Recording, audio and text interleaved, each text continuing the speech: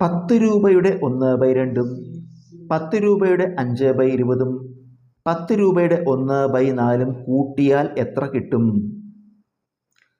10 രൂപയുടെ 1/2 നമ്മൾ ഈ ഉടേ എന്ന് പറഞ്ഞാലും ഇൻ്റെ എന്ന് പറഞ്ഞാലും ഗുണിക്കുക. ഉടേ എന്ന് പറയുമ്പോഴും ഇൻ്റെ. ഇപ്പോൾ എക്സിൻ്റെ 1/5 അങ്ങനെ ഇൻ്റെ എന്ന് പറയുമല്ലോ.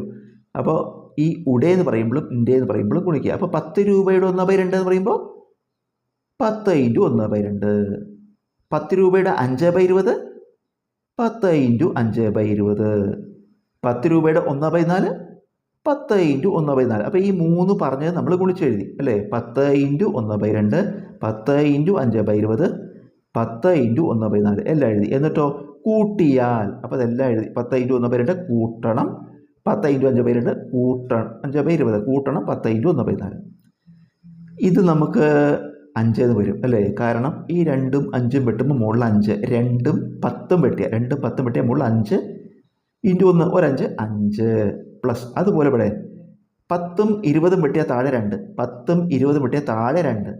അപ്പോൾ മുകളിൽ അംശം 5/2 5/2. അതുപോലെ ഈ 10ഉം 4ഉം നമുക്ക് 2 കൊണ്ട് വെട്ടാം. 10ഉം 4ഉം 2 കൊണ്ട്. അപ്പോൾ മുകളിൽ I2 10 താഴെ I2 4. മുകളിൽ I2 10 താഴെ I2 4.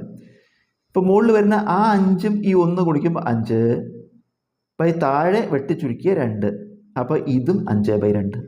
അപ്പോൾ ആദ്യം 5 പ്ലസ് ഇതും 5/2 ഇതും 5/2. 5 പ്ലസ് അതുപോലെ ഇട്ടു. ഇത് നമുക്ക് കൂട്ടാം നേരിട്ട്, കാരണം ഛേദങ്ങൾ തുല്യമായി. ഛേദങ്ങൾ തുല്യമായ ഭിന്നസംഖ്യകളെ എളുപ്പത്തിൽ കൂട്ടാം. നമ്മൾ എന്ത് ചെയ്താൽ മതി?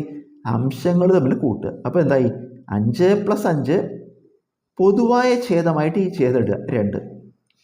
അംശങ്ങൾ കൂട്ടുക 5 + 5 പൊതുവായ ഛേദമായിട്ട് ഈ ഛേദം /2.